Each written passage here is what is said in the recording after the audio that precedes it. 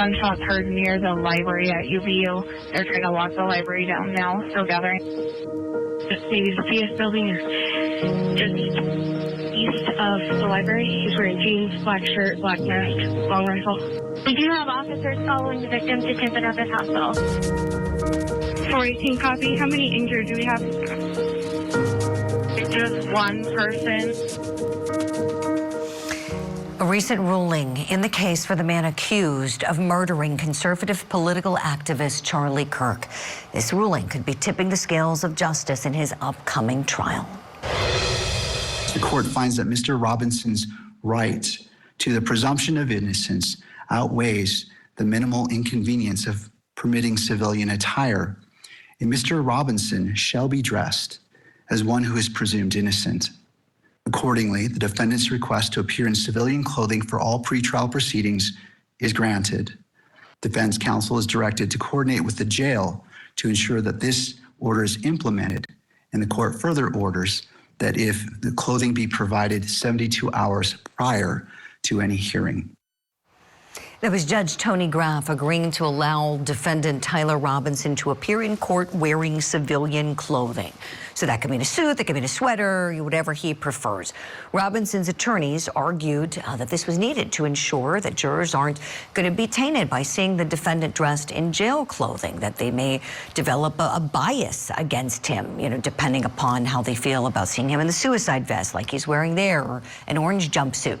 So Robinson's going to remain shackled during these court proceedings, though still. So that was a wish he didn't get. The judge says he's too much of a safety risk to have him unshackled. Members of the media are going to be prohibited from taking or filming his restraints, though. So the judge is restricting what the media can show in terms of those shackles. Now, Robinson has also requested that there be no cameras in any of his court proceedings. You guys know how I feel about that. If you're seeing my opening statement, let's talk about that with our guests. Let's bring in our legal eagles, Noah Pines and Melba Pearson. Okay, so let's tackle all of these. Let's start with the cameras. Why don't we? That's something we feel passionately at Court TV about. What do you think, Noah? No cameras, no Court TV, right? No, I mean... We don't want that. We don't want that. Nobody wants that. Yeah, I don't see a problem with cameras in the courtroom. If someone's going to be disqualified from this case, it's not going to be because they saw some coverage, on the TV regarding the case. Right, the juries aren't allowed to watch what's on TV. Right. That's a good way to get thrown off the jury, isn't it, Melba? The judge gives them an instruction, right? If they're watching, anything, social media, all of that, it's a no. Tell me, how do you think the judge is going to come down on this, Melba?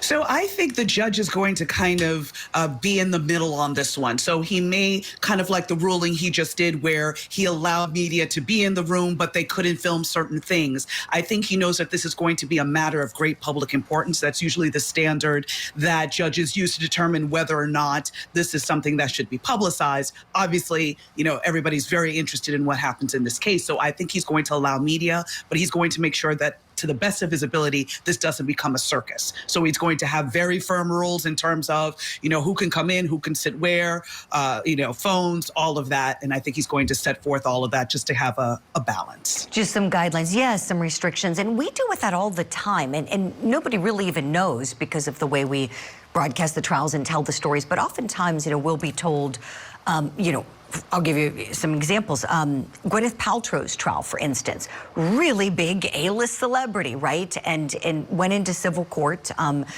and we were able to film the trial, but the judge had granted a defense motion where we weren't able to fixate on her because the judge was saying this would be unfair for her to just have a camera sitting on her all day long because she's in this court of law. You can show the whole camera, and certainly you can show her at different points in the trial, but we don't want just one camera, a Gwyneth camera, so to speak. And, right. and of course we thought that's totally reasonable. Yes, we're not going to do that to her. We want to just show the whole proceedings, and that's that. So that's an example, like Melba said, of how you can show everything, but you can also ensure some extra fairness, like maybe with these pretrial hearings, no photographing his shackles or his stun belt, probably things like that we'll have to abide by.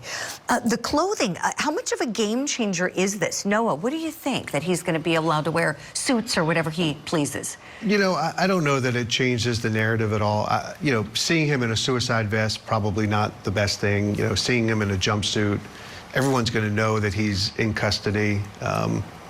So I don't think it's going to change anything. Now, it's an opportunity now for them to start maybe humanizing, the defense to start humanizing him, and, you know, making sure that when he appears in court, you know, that they start to set up their narrative. I think that if any defendant wants to be dressed for pretrial hearings, that it's substantive rather than procedural, then they should. I mean, there's no reason not to, right? These are people who are presumed innocent.